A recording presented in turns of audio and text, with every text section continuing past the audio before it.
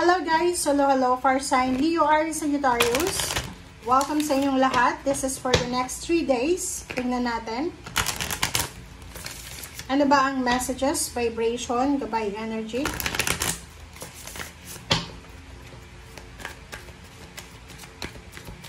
Sorry.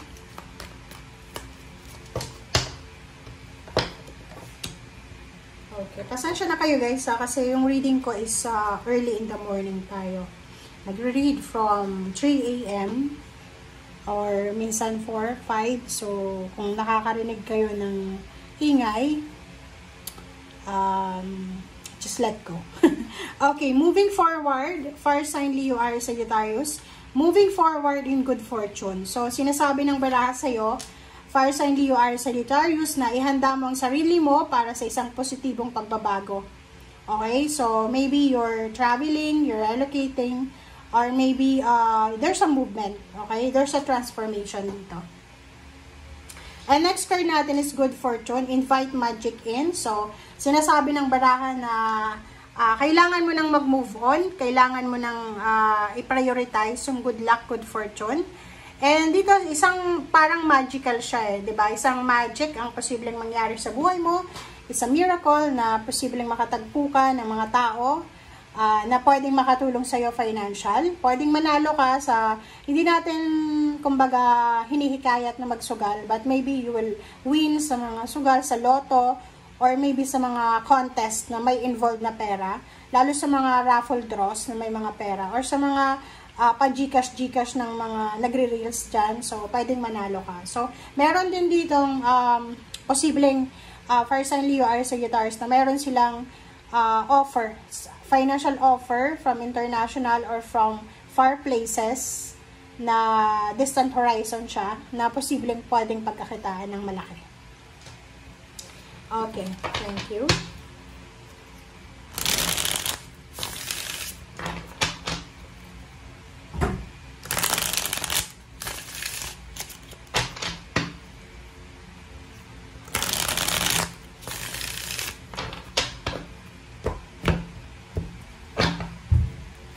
Okay, 7 of torches. This is 7 of wands.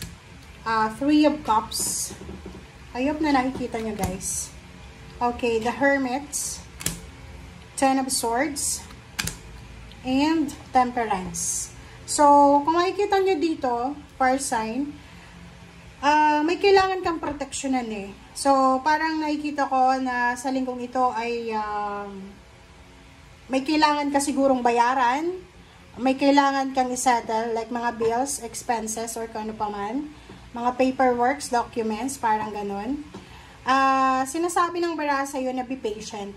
Kung nasa Pilipinas ka, fire sign Leo, Aries, Sagittarius, and maybe ano ka, teacher, estudyante, or nagtatrabaho ka, and then sa government, maybe medyo namumroblema ka na kasi, sorry guys or maybe yung mga nabaha, parang ganun sa Pilipinas, yung mga nabaha, yung mga taong kumbaga, kung nasang lugar ka man ngayon, lahat kayo mag-iingat kayo, fire sign Leo, Aries, Sagittarius.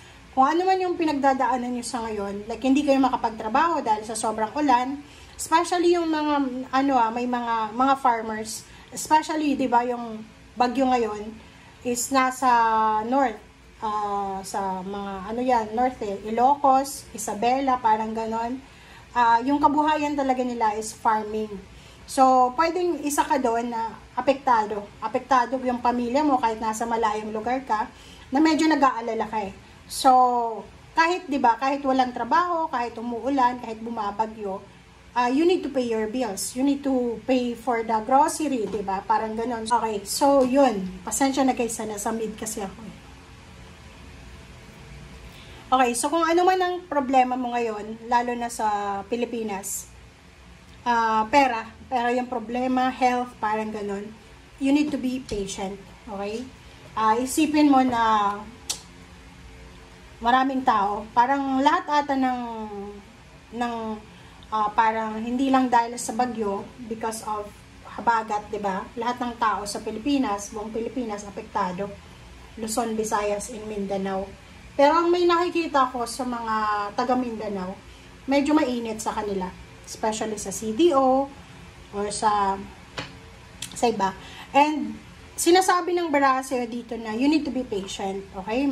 Magpasensya tayo for sign. And we need to take a rest. Napaka-importante. Saturday, Sunday, Monday siya. So, if ever na walang trabaho, gamitin natin yun. Gamitin natin itong free time na to para sa atin.